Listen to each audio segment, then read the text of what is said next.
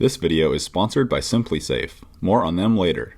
So it's a beautiful morning out here at the test field. I've got the Solar Plane V4 here with me. Now, the last time I flew this plane was last winter, pretty close to the winter solstice. And I think back then it flew for about 2.5 hours or so. I don't remember the exact time, but it was quite a while. And now it's July 25th, I think. The sun's gonna be a lot higher in the sky, so I'm expecting this thing to be able to fly all day, but that's what I'm out here to find out. Now, I'm gonna get it in the air now to start racking up the flight hours, and I'll talk more about the details later. So it's now 8:20 a.m. The plane is in the air circling, just in RTH mode right now, or return to home mode. You might notice a fuzzy thing right here on the side of the frame. That's a big wind sock on my microphone, and I put it there because it's already getting pretty breezy, which is surprising for this early in the morning, and a bit concerning because this plane will not handle very much wind. So hopefully it's just a few rogue thermal cycles rolling through and the real strong winds don't pick up until later in the day. I didn't want to launch the plane too early in the morning because then it wouldn't get enough solar power to sustain flight while the sun was low, and the battery would end up dying. If I timed it just right, I would be able to have the battery get super low right before it started charging back up again, assuming it actually is able to charge. I think I ended up launching a bit later than I potentially could have, but that's alright. So it's about 11 a.m. now, and the voltage has actually gone up quite a bit. So that goes to show we're charging, and it's gonna be a long flight. So there are a lot of things wrong with this plane. I really should just put a whole new autopilot setup in it because I've been having some problems with the power modules. I thought it was a reference voltage issue, but I fixed that and it's still very wacky. The measurements that I do trust are the battery current and battery voltage on power module 1. This is the power module that is placed right in front of the ESC, so it's measuring the current draw of the motor. The second power module is in between the solar cells and the MPPT controller. Its readings are all over the place, and not to be trusted. My compass is wacky and I'm unable to get a good calibration with it. Might be because the power wires are too close or something, I'm not sure. But luckily that doesn't really matter because the autopilot can derive the heading from the GPS direction. As for the airframe, it's not very optimized for efficiency at all. You might remember from my first video of this plane, but it actually crashed last year, so there's a lot of extra hot glue and tape holding things together. Many of the solar cells are still scuffed up from the crash too. To make things worse, I glued an FPV system on the front, so that's even more drag. The only reason I'm even bothering to fly it in this condition is because it was working so well last year that I'm confident it will still be able to fly all day even with all these inefficiencies. So it's high noon now and the battery is just about full. At least I think it's full. I'm not actually sure because the power module is not calibrated properly.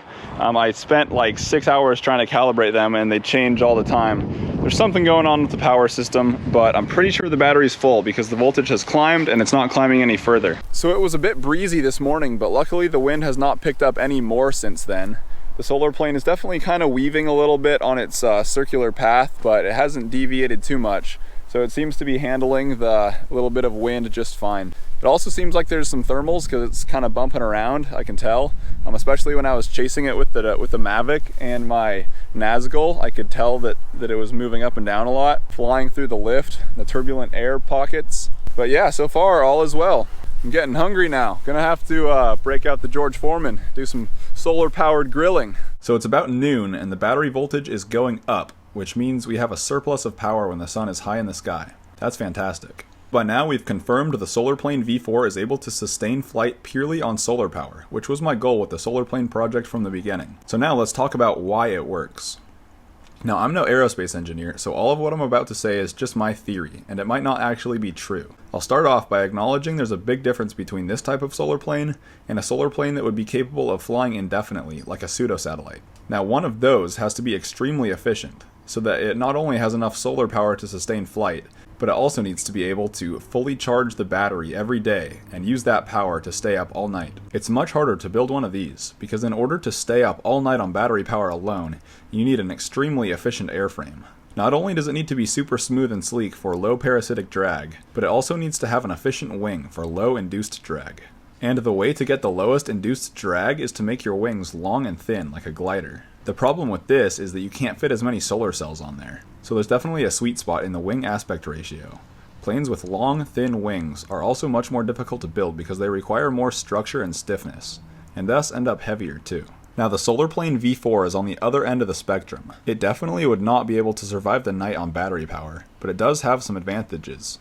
Like it's easier and simpler to build, and it might even be better for climbing to high altitudes more quickly because of its excess power and lower weight. So the concept here is basically just to forget about high efficiency wings with low drag, and just to make a thick, slow flying wing that you can fit a bunch of solar cells on. The extra power that you gain from a thicker wing chord with more solar cells is greater than the efficiency you lose from making that wing aerodynamically less efficient by making it fatter. Now this only works at low speeds, and here's why. If we look at a graph that shows the total drag of an aircraft, we can see that parasitic drag increases the faster you go, and the lift-induced drag decreases the faster you go. The solar plane V4 flies really slow, so parasitic drag has less of an effect, and induced drag has more of an effect. This is a good thing, because by making our wings nice and fat like a park flyer, we significantly increase our parasitic drag, but we did not increase our induced drag at all, assuming the weight stays the same. Even though we have significantly more parasitic drag, the parasitic drag doesn't matter as much because we are going super slow, and the induced drag makes up the majority of the total drag of the aircraft. Now I don't really think this fat wing concept would work with a larger aircraft, but it makes sense for smaller solar-powered planes. If I ever want to build one that survives the night, I'll probably have to use a higher aspect ratio wing, because loading up a fat aspect ratio wing with a lot of batteries creates much more induced drag. And you end up flying faster, so the parasitic drag matters more. If we do a direct comparison looking at airframes with the same number of solar cells, I still think the skinny wing version would probably perform better, but from a practical perspective, it would take a more complex wing structure and just end up being inconveniently large. So I'm not claiming that this fat wing more power concept really makes for a better solar plane all around, but I do think it makes for a better and more practical hobbyist grade solar plane. RC solar planes are definitely not very popular yet, but I think this fat wing concept could change that since they are really pretty simple to build. Again, not sure if any of that is actually true, but it's my speculation. Big thanks to SimpliSafe for sponsoring this video. When it comes to home security, the Subaru with Outback is usually a pretty good guard dog, but my roommates and I felt like we needed something a little better since we live in a slightly sketchy area. Simply put, SimpliSafe is a network of sensors that you install throughout your house, and they all connect to Wi-Fi, so you can monitor and control everything from a smartphone or computer. The sensors include entry, motion, glass break, water, panic, smoke, carbon monoxide, video doorbell, camera, smart lock, key fob, control panel, and the ever-so aesthetic base station. They also include a multi-purpose burglar engagement harpoon axe that can be used to tactically neutralize any threats that try to enter your home. It also doubles as a yard sign. Now all this tech probably sounds pretty tough to install, huh? Turns out it's actually as simple as connecting the base station to your Wi-Fi and following the simple step-by-step instructions to connect to each one of the sensors. They even use adhesive pads to attach to the walls, so installation is quick and easy. All the sensors are monitored 24/7, so if any of them are triggered, a trained professional will evaluate the situation and call the police if necessary. Click on the link in the description to get your own SimpliSafe home security system. Now back to the video. We got the Rover over there driving around, also on solar power. I've got some vegetables grilling. The wind is kind of picking up though, so hopefully it doesn't crash the plane while I'm caught off guard here cooking. This is gourmet. Powering it all with the EF Delta 1300 there. Also charging the computers, and that's charging off of the solar panel out there. Chef Daniel does it again. How elegant. So I put it into auto mode so that it'll fly the waypoint mission that's uploaded, and it's not doing a very good job at following the path. It's probably a mix of poor tuning and having a super lightweight airframe in the wind. The wind speed has picked up quite a bit. So I think I'll put it back into return to home mode so it just circles around the field. That seems a bit safer.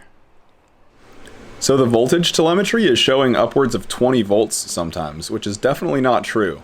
If that were true, the battery would be exploded. Once I land, I'll have to figure out the exact offset. That's what we're battling now. Seems to be doing fairly well though.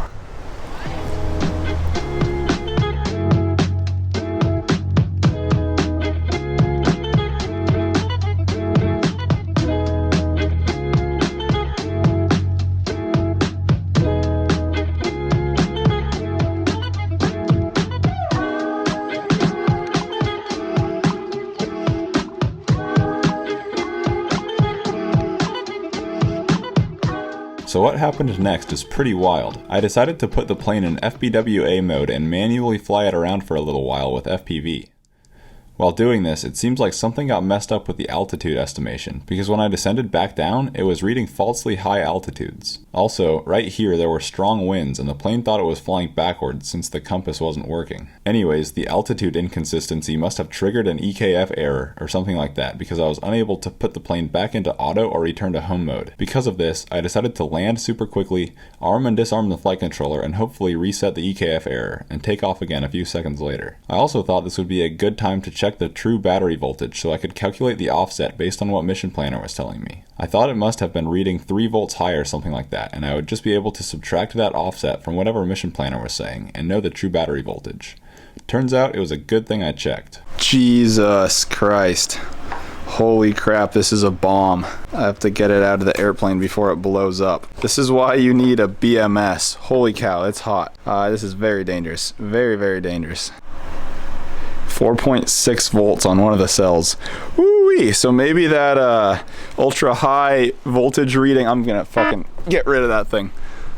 So maybe that super high voltage reading on the telemetry wasn't false after all. That is sketchy. Now let's talk about why this plane almost turned into a fireball in the sky.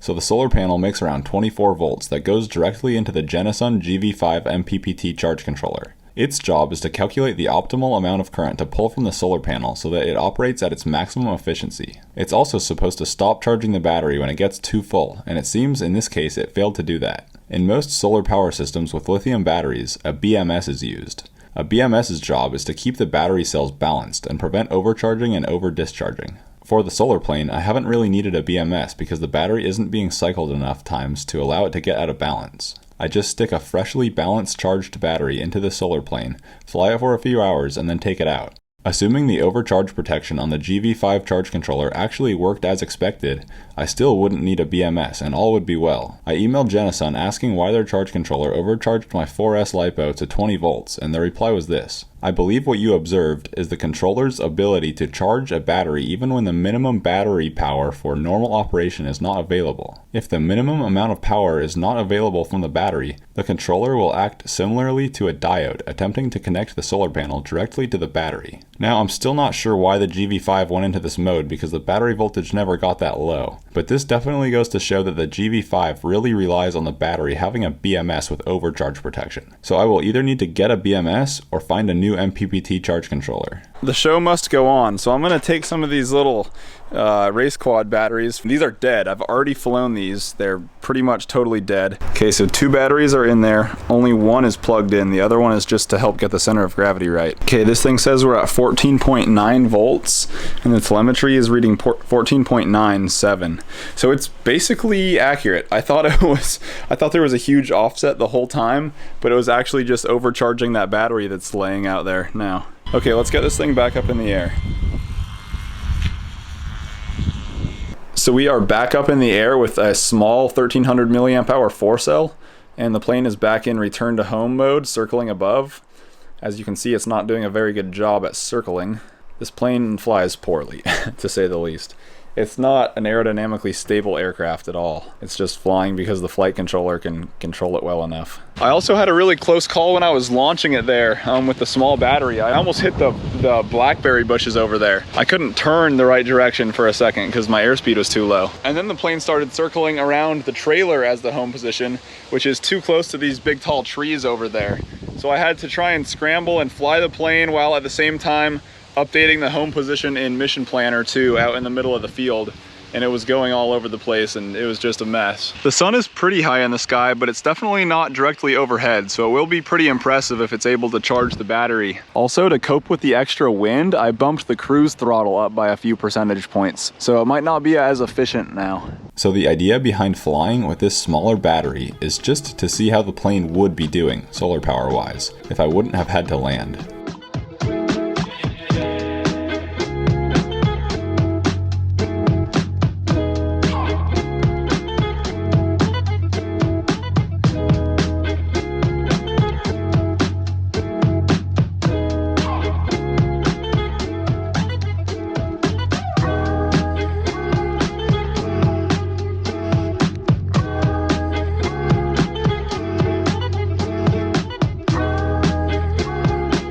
started discharging this since the cells were super high, and I'm gonna have to transport it home. And then it started making strange noises. Wow, that's so sketchy.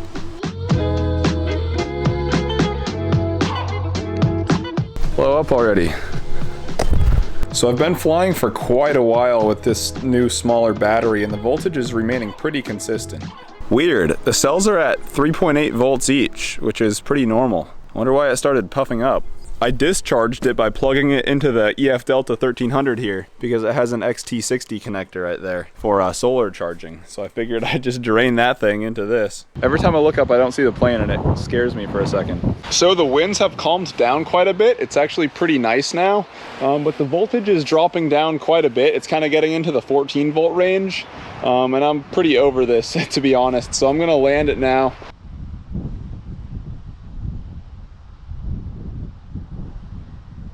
The Eagle has landed. It's been a long day for the Solar Plane V4. It's a bummer we couldn't do one continuous flight, but we still stayed up for hours and hours. I'm not exactly sure how long, but it's been a long time. Let's see what this battery is at. Here's my cell checker. So the lowest cell is 3.77. The highest cell is 3.78. And that was at 28%. So I landed probably about the right time. Well, it's been an interesting day. Maybe a little more exciting than I would have preferred. I'm glad we're finally on the ground. I'll be glad if I never have to fly a plane for 9 hours straight ever again. It's not a great use of your time. But anyways, it was cool to see that this thing is capable of that, and I'll have to think of something else that's cool to do with it since it's still in one piece. Anyways, that's all for this video. Thanks for watching. Bye.